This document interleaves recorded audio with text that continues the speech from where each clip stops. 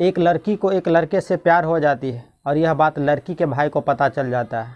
तब वो अपनी बहन को समझाने की कोशिश करता है, लेकिन उसकी बहन नहीं समझती है। तब वो अपनी बहन को रोकने और टोकने लगता है। यह बात उसकी बहन को बहुत बुरी लगती है और एक रोज़ वह लड़का अचानक से गायब हो जाता है और पूरे 2.5 महीनों तक गायब रहता है।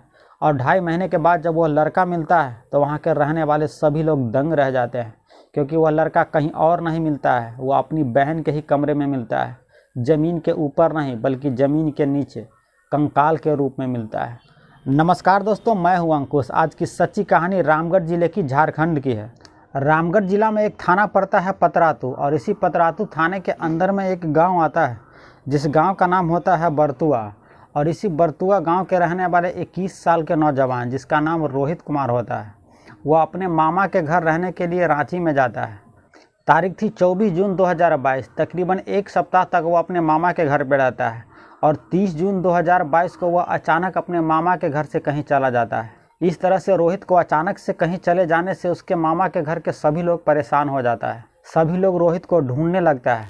उसके मोबाइल फ़ोन पे कॉल करता है, लेकिन रोहित का मोबाइल फ़ोन स्विच ऑफ आ रहा था। जब सभी जगह रोहित के बारे में पता लगा लिया और रोहित को कुछ पता नहीं चलता है, तब रोहित के मामा रोहित के पिता को कॉल करता है। और रोहित के पिता का नाम नरेश महतो होता है। उनको यह बात बताता है कि रोहित कहीं चला गया है, कहीं आपके घर तो नहीं गया है। लेकिन रोहित के पिता यह कहता है कि यहाँ तो रोहित आया ही नहीं है। तब रोहित के पिता नरेश भी अपने गांव में ढूंढने लगता है और सभी रिश्तेदार और नाते में पता लगाने लगता है कि रोहित कहीं उनके यहाँ तो नहीं गया है। उधर रोहित के मामा भी रोहित को ढूंढ रहा था और इधर रोहित के पिता भी रोहित को ढूंढने लगता है, लेकिन रोहित के बारे में कुछ पता नहीं चल रहा था। उसका फ़ोन लगातार स्विच ऑफ ही आ रहा था।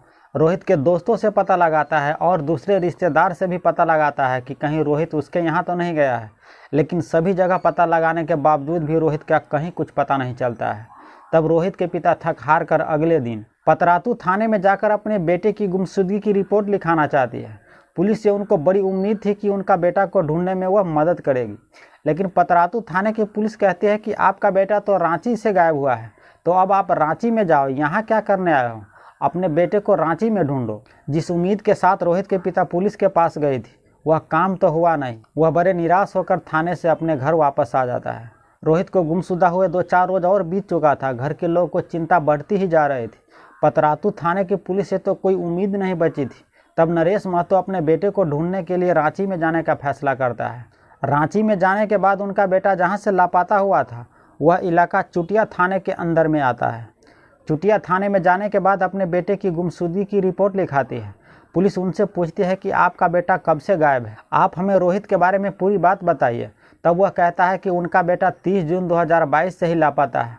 पुलिस आगे कहती है कि रोहित का दिमागी हालत ठीक है, या आपको किसी से दुश्मनी, या रोहित को किसी से दुश्मनी, या रोहित किसी लड़की के चक्कर वक्कर में तो नहीं है।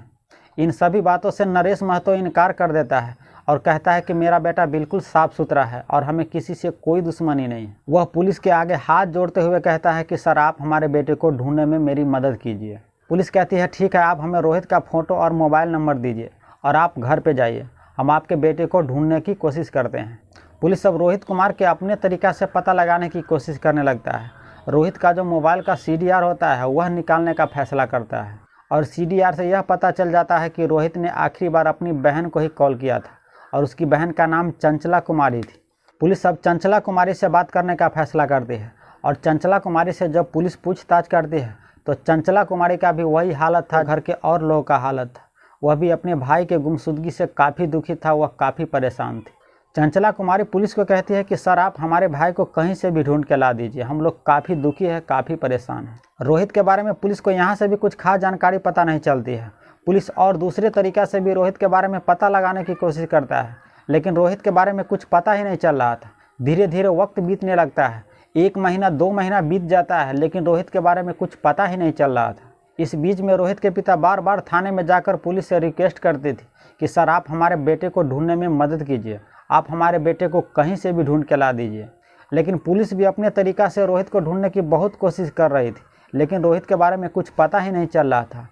धीरे धीरे रोहित को लापता हुए 2 महीना के बाद अब 2.5 महीने होने वाला था, लेकिन रोहित के बारे में कुछ भी पता नहीं चल रहा था। 2.5 महीने से ऊपर हो चुका था और रोहित के बारे में कुछ पता नहीं चलता है। तब रोहित के पिता नरेश महतो एक रोज़ थाने में जाता है और पुलिस से कहता है कि सर, आप हमारी बेटी पे नज़र रखिए। हमारी बेटी से आप पूछताछ कीजिए, हो सकता है हमारे बेटे की गुमशुदगी में हमारी बेटी का हाथ हो। पुलिस को यह बात सुनकर बड़ी अजीब सी लगती है।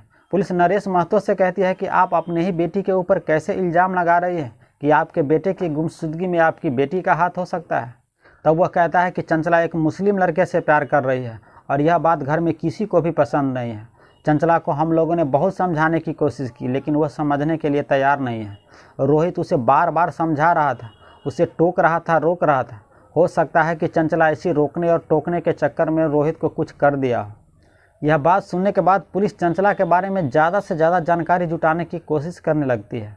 तब पुलिस को एक बात पता चलती है कि चंचला कुमारी अपने माँ बाप के घर पर नहीं रहती है। वह पतरातू में ही पंच मंदिर के पास CCL क्वार्टर में रहती है, जहाँ पे बहुत सारे CCL के सरकारी क्वार्टर है और वहाँ पे वह अकेली ही रह रही है। वह CCL के सरकारी क्वार्टर में इसलिए रह रहे थे कि जो इनका पिता नरेश महतो है वह इलेक्ट्रीशियन विभाग में नौकरी करता था और परिवार के सभी लोग इसी पंच मंदिर के पास CCL क्वार्टर में रहा करता था।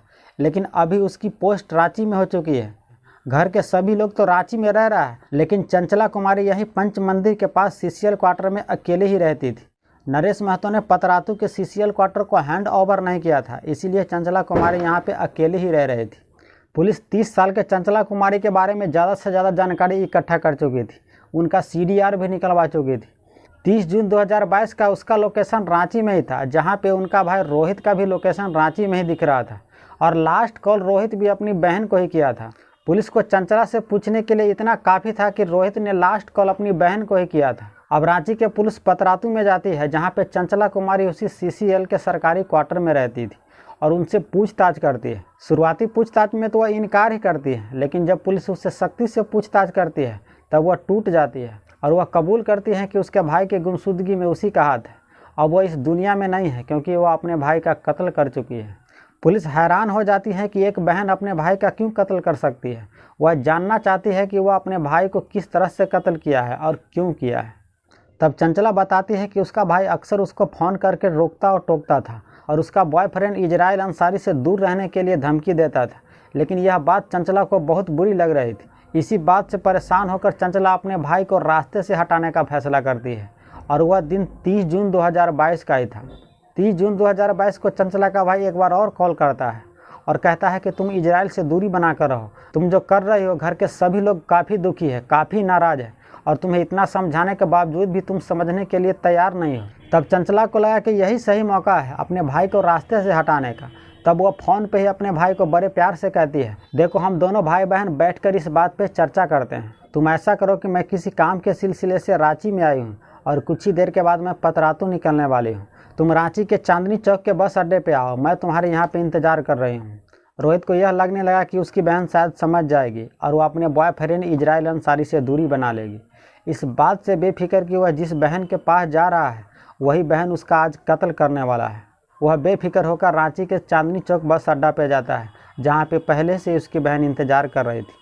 दोनों भाई बहन बस पे बैठकर पतरातू के लिए निकल जाती है और उसी CCL क्वार्टर में दोनों भाई बहन जाता है। बहन अपने भाई को कमरा में बैठा देता है और कहता है कि तुम कुछ देर यहाँ पे रहो, मैं तुम्हारे लिए कुछ खाने पीने की चीज़ लेकर बाहर से आती हूँ। वह कमरा से बाहर चली जाती है और खाने पीने की चीज़ में बहुत सारे नींद की दवाई मिला देती है और नींद की दवाई से मिली हुई वह खाने पीने की चीज़ ला कर अपने भाई को खिला देती है और खाने के कुछ ही देर के बाद रोहित को नींद आने लगता है। उसकी बहन कहती है कि तुम इसी बेड पे सो जाओ और सोने के कुछ ही देर के बाद चंचला अपने बॉयफ्रेंड को कॉल करती है और अपने पास आने के लिए कहती है। प्लान यह था कि जब रोहित गहरी नींद में सो जाएगा तब वो अपने बॉयफ्रेंड के साथ मिलकर रोहित का गला घोंटकर कत्ल कर देगा।